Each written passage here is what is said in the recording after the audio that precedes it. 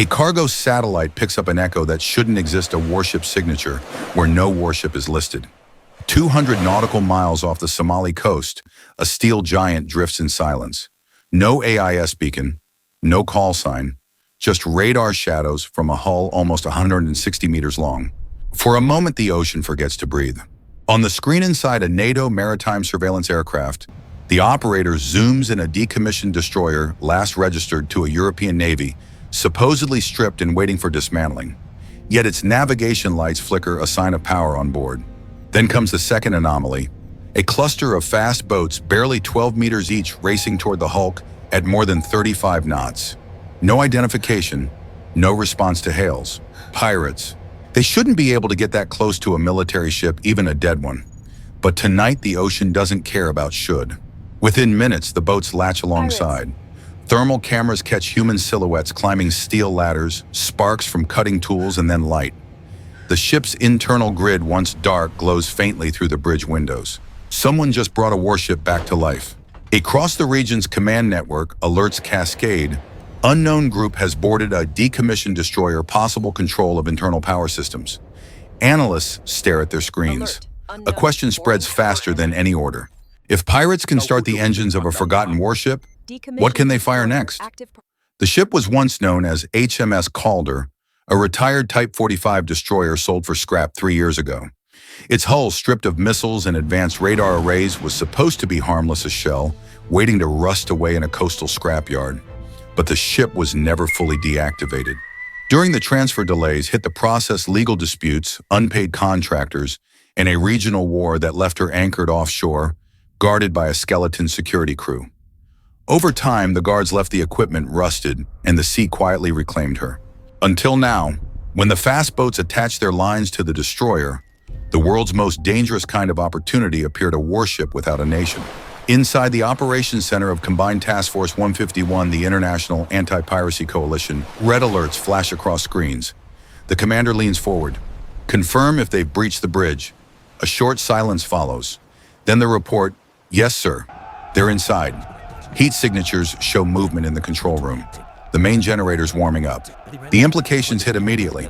Even a decommissioned destroyer still carries systems that matter. Encrypted comms, radar components, fire control relays, even targeting computers that, if modified, could be resold on the black market.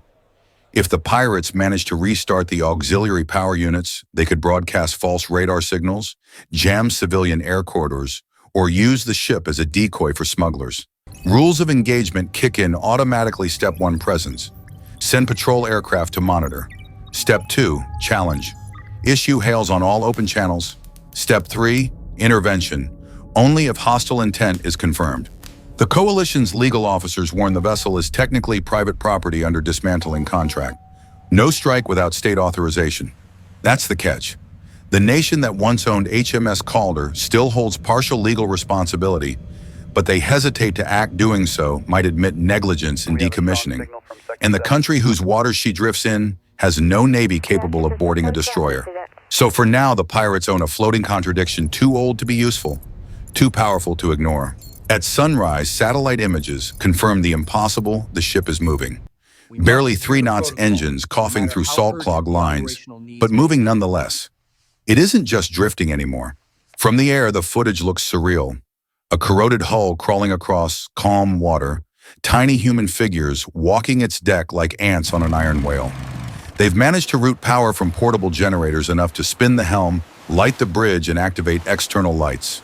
To the untrained eye, it looks like a ghost ship finding its way home. To naval commanders, it's something worse, a potential war machine under criminal control. On every secure channel, the question repeats, what if they find the fire control systems?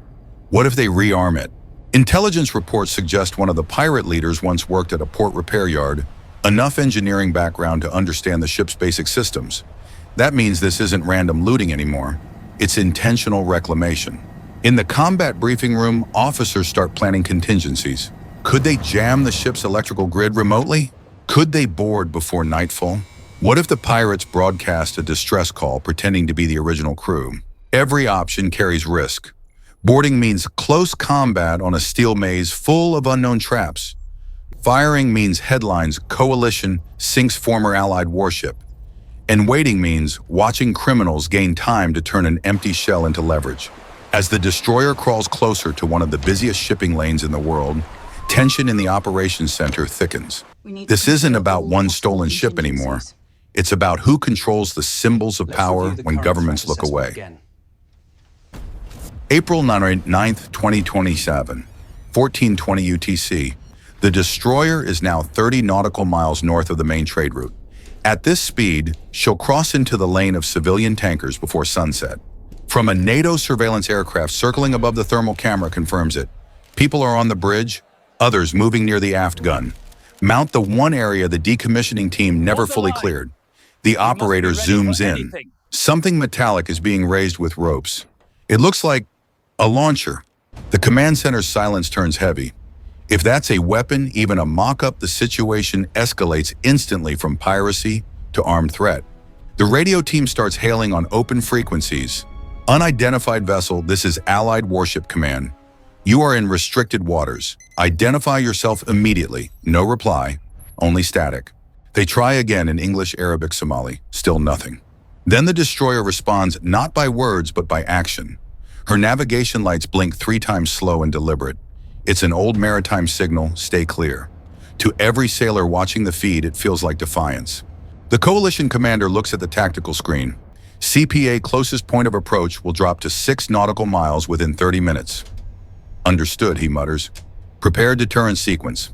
2 frigates already in the region are rerouted to intercept. Helicopters scramble. RHIB boarding teams gear up helmets, vests, and recorders on. Every camera counts, every second must be documented. Still, the destroyer keeps moving. Slow, steady, stubborn. Her engines barely alive, groan through the water like a beast refusing to die. The commander speaks quietly. If they cross into the lane, one collision could light up an oil tanker. That's not just piracy. That's disaster. He orders a final warning transmission clear and professional. Unidentified vessel, you are operating in violation of international maritime law. Stop immediately. Failure to comply will result in enforcement action. Again, silence. Then a distorted voice crackles through the radio mail, low and defiant. This ship is free, stay away. That's all they needed, hostile intent confirmed. But here's the dilemma under the rules of engagement. A coalition ship cannot fire first unless there's immediate threat to life or property. So they have minutes, maybe seconds, to prove that threat. The radar operator calls out, bearing steady, range closing, CPA 4 cables. That's less than half a nautical mile. The destroyer is drifting directly toward a Liberian-flagged oil tanker. Any sign they can steer, the commander asks. Negative, sir. Helm control unknown, which means they might not even know how to stop. Decision time. One choice, disable the engines before impact risk casualties on board the hijacked ship. Other choice, hold fire and pray the pirates correct course. But the pirates don't correct course. The destroyer keeps cutting across the tanker's projected bow. Sir, they're going to hit confirmed distance. 3 cables closing. The commander takes a breath. Engage, non-lethal. Instantly, the lead frigate fires a warning shell, high-arc magnesium flare, exploding just 50 meters off the destroyer's starboard side. The flash paints the water white. Still no reaction. Deploy RHIBs, the commander orders. 2 small crafts peel off, skimming the waves, heading straight for the destroyer's stern. Overhead, a helicopter hovers, low rotors kicking spray across the sea. The pilot's voice shakes slightly through comms. We have visual on armed men repeating armed men on deck. That's it. The pirates have crossed the final line. Inside the operations room, all eyes fix on the feed. At that exact moment, a single streak of smoke erupts from the destroyer's aft deck, small, unstable, but unmistakable. A rocket. It shoots wildly into the sky, missing everything, then crashes into the water. The commander's jaw tightens. Engage to disable. Authorization confirmed. And just like that, the countdown to violence begins. April 9th, 2027, 15:07 UTC. The order is confirmed. Engage to disable. Within seconds, the lead frigate's main deck gun pivots toward the rogue destroyer. No one in the operations room breathes. The goal isn't to kill, it's to stop. The gunnery officer locks coordinates on the engine block just above the waterline. Range 3 cables adjusting for drift. Fire 1. The shot tears across the horizon. A sharp flash, a heartbeat of silence, then impact. The old destroyer shudders. Smoke pours from her stern as her engines cough, choke, and die. No explosion, no secondary fire. Just the sound of steel surrendering to the sea. Onboard cameras from the helicopter confirm power's gone. Lights flicker and fade. The ship is dead in the water again, but the scene isn't over.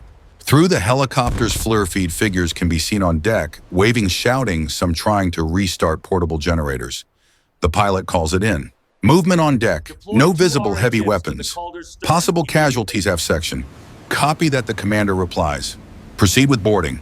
2 RHIBs rush through the waves, engines roaring. Their hulls slam against the old destroyer's side. Boarding teams climb ladders slick with oil, and assault rifles pointed, but fingers steady. Every action is recorded because in modern naval warfare, proof matters as much as firepower. On deck, they find chaos. 5 men barefoot and bleeding from shrapnel cuts, hands up. A 6th lies unconscious near the broken generator. They're pirates, yes, but not soldiers. Exhausted, sunburned, terrified. They had no idea what kind of machine they'd stolen. Inside the bridge, one sailor pulls the main breaker, the last spark dies. The room goes dark except for sunlight streaming through cracked windows. A captain's chair sits empty, covered in dust and old manuals. A warship once built to fight superpowers had been reduced to a stage for desperate men. The commander watches the live feed silent. His operations officer turns and asks, "Sir, what now?"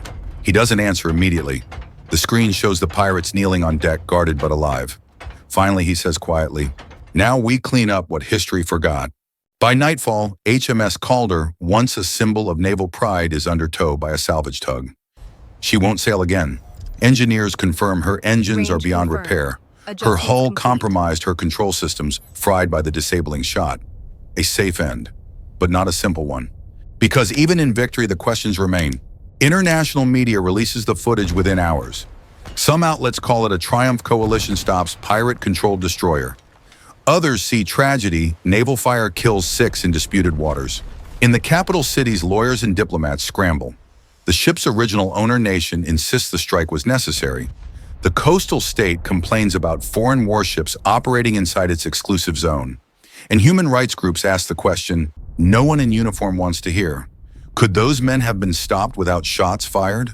The commander knows the answer isn't simple. He replays the recording one last time, the ghost ship crawling through blue water, the pirates shouting, the rocket misfire, and then the moment of impact. There was no joy, no celebration, only gravity. Because at sea, every decision echoes through politics, through history, through human lives. As the sun sets over the Gulf of Aden, the calm returns, but the silence feels heavier than before. Somewhere out there in another rusting harbor, more forgotten ships are waiting, and everyone watching this footage, sailors, politicians, viewers, can feel it. This was not the end of piracy. It was just the start of a new kind one, with steel hulls and digital ghosts. The footage of HMS Calder spreads faster than any official report. Within hours, it dominates every news cycle. Anchors replay the same 20-second clip, the flare, the strike, the drifting hulk. But what the public sees as a dramatic naval rescue, the diplomats see as a nightmare.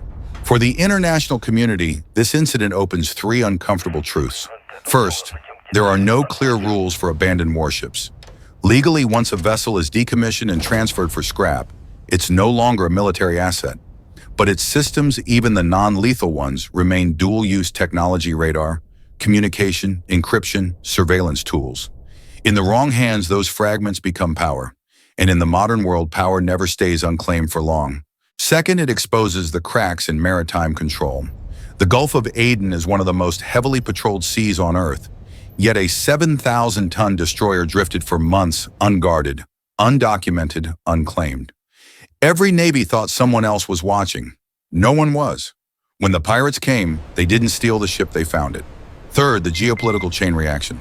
The nation that once owned Calder, a key NATO ally, now faces international criticism for negligence. Opposition parties call it a dereliction of duty. Meanwhile, regional powers accuse the coalition of overstepping sovereignty, claiming the strike violated maritime jurisdiction. The United Nations calls for an inquiry. Behind closed doors, generals and lawyers debate a single question: if an abandoned weapon threatens the peace, who has the right to pull the trigger? In intelligence circles, the mood is darker. They've seen fragments of radar systems from scrap ships appear on the black market, before smuggled through ports sold to non-state groups, then rebuilt into crude but functional surveillance arrays. Each fragment, a piece of an old empire's shadow. One senior analyst puts it bluntly, the sea doesn't bury history, it recycles it. And now policymakers scramble to prevent the next HMS Calder. Proposals emerge overnight. A global decommissioning protocol, mandatory inspections, and total system wipes before any military ship is sold or dismantled.